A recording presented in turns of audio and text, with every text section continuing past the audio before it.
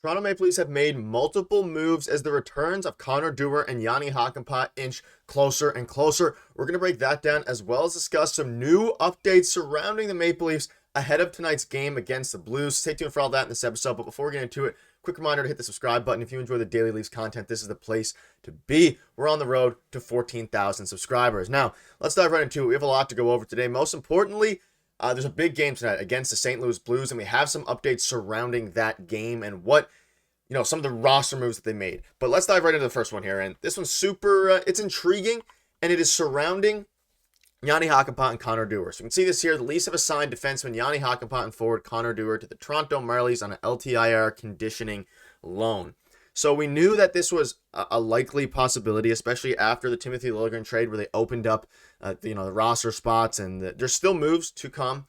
But for now, they're sent Yanni Hakanpää and Connor Dewar to the Marlies. Now, what this means essentially is that they're going to get some time with the Marlies to get back into game shape, get some games in, and just see what they're looking like. Because you look at it from this point, the Toronto Maple Leafs have a lot of defensemen.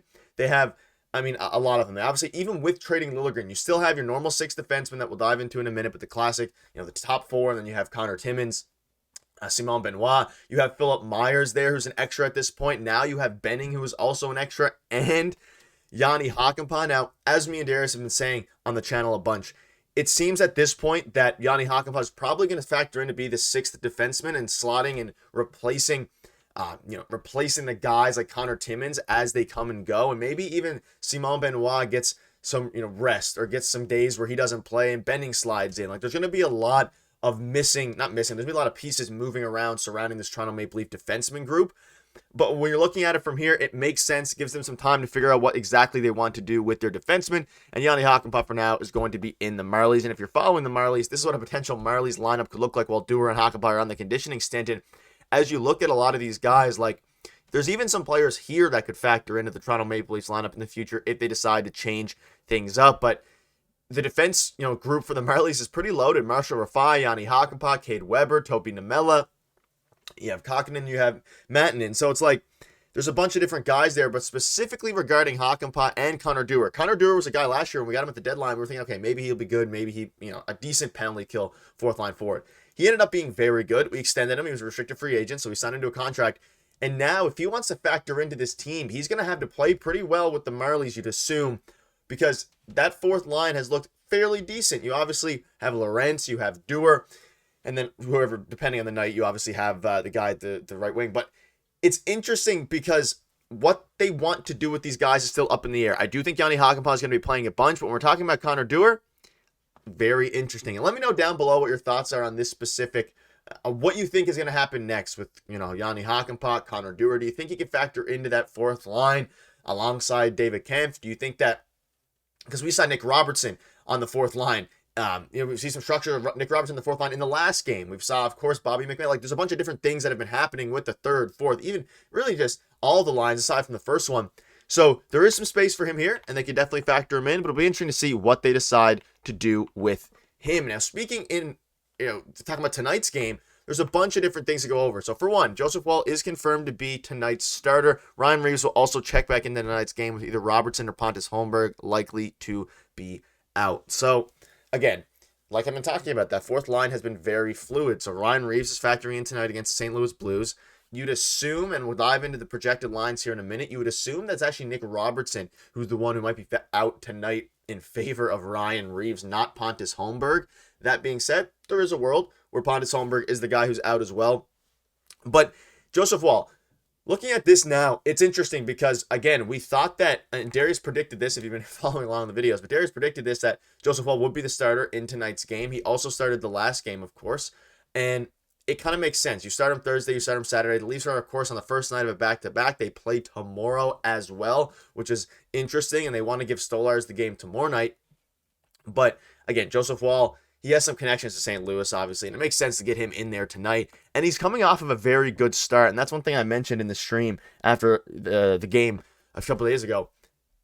After a good start for Joseph Woll, especially coming off of what has been a very rough, just a big turnaround in the sense of it took him a long time to get back from injury. It took him a long time to rehab. Now that he's back, he had a rough first game, sure. But now that he had a great game, you let him ride that. You let him, he was supposed to be the 1A goalie coming into the season. I've always been an advocate of getting Anthony Stolarz and letting him become the number one, the 1A goalie. But that's not always going to happen. But it did in this case. Stolarz is the number one goalie right now. And for Joseph Woll, it's good to see him come out there and be get another chance to play in back-to-back games. That's the biggest thing for him. Build some confidence in there. And if he continues to play well, maybe they'll end up being what we initially thought they were going to be, which was mostly a tandem situation where they both play 40-odd games. I think at this point, Stolarz has earned that number one spot. I still think he plays the majority of the games going forward. But it's interesting to see that Joseph Woll is in tonight, and you would 100% assume, and we know, that Anthony Stolarz is going to factor in to the game tomorrow night, which is going to be interesting because obviously play a very good team in the Minnesota Wild tomorrow, who are second in the Central, 7-1-2. So a very good team. But looking at the projected lines, so yesterday at practice, their lines included much of the same, but at the same time, and now that we know that Reeves is in a Woll, you can kind of use these from yesterday and kind of project the lines tonight. So Knies, Matthews, Marner, that first line's the same. They're keeping the second line together. That's been absolutely dominant the past handful of games. And Pacioretty, Tavares, Nylander. And then you have McMahon, Domi, and Holmberg. So it's interesting now because according to this and what we saw at practice, Nick Robertson was the odd man out. And if you go back to David Alter's tweet, it seems that Robertson or Holmberg likely to be out. So all signs at this point are pointed to Nick Robertson being out. But again, it will be one of Holmberg or Robertson. And they're keeping the fourth line pretty similar here with Lorenz and Kampf, and obviously sliding Reeves in.